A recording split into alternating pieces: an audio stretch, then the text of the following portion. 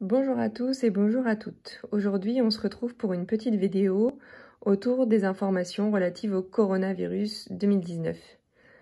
Alors, ce qui est compliqué et qu'il faut savoir déjà, c'est que ce virus, il est à la fois ancien, à la fois récent. C'est pas la première fois qu'il y a un coronavirus. Après, il y a eu plusieurs versions et cette version-là, pour le coup, c'est une première. Ça veut dire quoi? Ça veut dire que les chercheurs et les médecins, pour l'instant, ils font des hypothèses. Ils disent des choses, mais ils sont pas sûrs à 100% que les réponses soient exactes. Ce qu'on sait quand même sur ce virus, c'est qu'a priori, le premier cas serait apparu en Chine, lié à la consommation d'un animal qui s'appelle le pangolin, qui est une espèce en voie de disparition et qu'on n'a pas le droit de manger. Sauf qu'en Chine, c'est un animal qui coûte cher, qui est interdit à la consommation, mais certaines personnes continuent à en manger. A priori, une personne en aurait mangé et aurait contracté cette maladie, et à partir de ce moment-là, la maladie se serait propagée. Ce qu'il faut savoir, c'est les symptômes de cette maladie. A priori, les symptômes sont à peu près toujours les mêmes, mais on peut avoir le coronavirus et avoir quelque chose qui ressemble à un rhume, avoir le coronavirus et avoir quelque chose qui ressemble plus à une grippe. Certaines personnes ont contracté la maladie et ont eu des maux de gorge, ont toussé, ont eu le nez bouché et un peu de fièvre. D'autres ont eu une version plus grave du virus et ont eu des maux de gorge, des maux de tête, la perte du goût et de l'odorat, donc ça veut dire qu'on sent plus le goût des aliments qu'on mange et on sent pas non plus l'odeur des choses qui nous entourent. On tousse, on a des courbatures dans les muscles à cause de la fièvre. On a de la fièvre à plus de 38 degrés et on a des difficultés à respirer. Ces difficultés, elles font que quand on respire, on voit nos côtes et du coup, on fait des petites respirations rapides parce qu'on n'arrive pas à prendre des grandes respirations. En fait, ce qui se passe, c'est que la maladie, elle peut être petite ou elle peut être grosse. Si elle est petite, on a des petits symptômes. Si on a une grosse version grave de la maladie, on a des gros symptômes. Si on a des petits symptômes, les médecins, ils nous disent qu'il faut rester chez nous, prendre du paracétamol, du Doliprane, mais surtout, ne pas prendre des médicaments anti-inflammatoires, donc ne jamais prendre d'ibuprofène si on a cette maladie. On reste chez nous, on ne contacte, on ne touche, on ne parle à personne, sinon on risque de donner la maladie. Comment on donne cette maladie? Il faut être à côté de quelqu'un, en face de quelqu'un qui a la maladie. Il faut être à proximité de lui pendant à peu près 15 minutes. Et en fait, la personne, si elle nous parle, elle peut du coup nous envoyer des petites gouttes d'eau, des poustillons, qui du coup viennent de sa salive. Et du coup, nous, on les a sur notre visage, sur notre corps. Et on risque du coup de l'attraper par ce biais-là. Ou alors, si on touche quelque chose que quelqu'un qui a cette maladie a touché avant. Par exemple, si moi je suis malade, que j'ai mon téléphone dans la main, que je parle dedans, je mets le microbe sur mon téléphone. Si après je te prête mon téléphone, sur mon téléphone, il y a du coup des microbes de cette maladie et toi, tu peux du coup attraper ces microbes-là parce que tu vas prendre mon téléphone, le toucher et peut-être après te toucher le visage, les yeux, la bouche et du coup tu vas attraper la maladie. On ne l'attrape pas si facilement, mais on ne l'attrape pas non plus difficilement. Donc il faut faire vraiment très attention.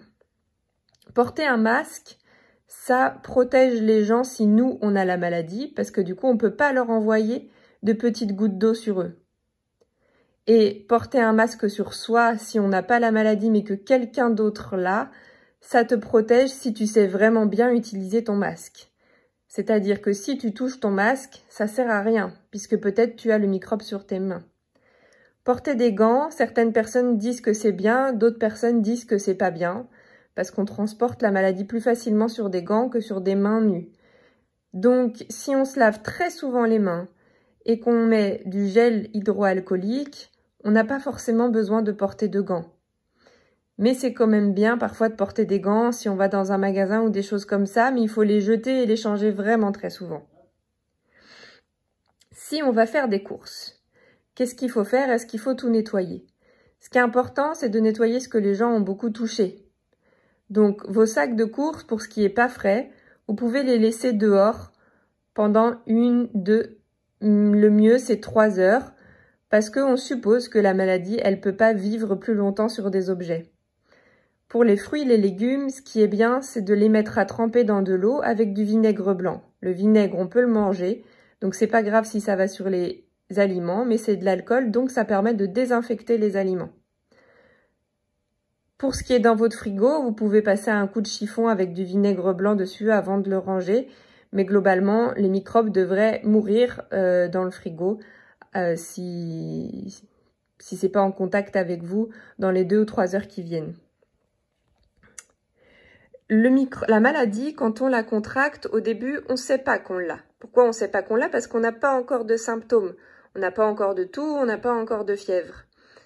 Et la maladie, on peut l'avoir sur nous, dans nous, sans avoir de symptômes, pendant 2 à 14 jours. Et pendant ces 2 à 14 jours, si on voit des gens, qu'on leur parle, qu'on les touche, on leur donne la maladie. Et c'est pour ça que cette maladie, elle s'est propagée très vite. C'est parce que les gens, ils savent pas qu'ils sont malades, ils vont voir des gens, et du coup, ils le donnent à d'autres personnes, qui elles le donnent encore à d'autres personnes, etc., etc. Et donc, il faut vraiment faire attention. C'est pour ça que l'État a mis en place le confinement. C'est parce que du coup, si on est malade, et si on n'est pas malade, peu importe, de toute façon, vu qu'on est chez nous et qu'on sort pas, on voit personne, donc on peut pas transmettre la maladie.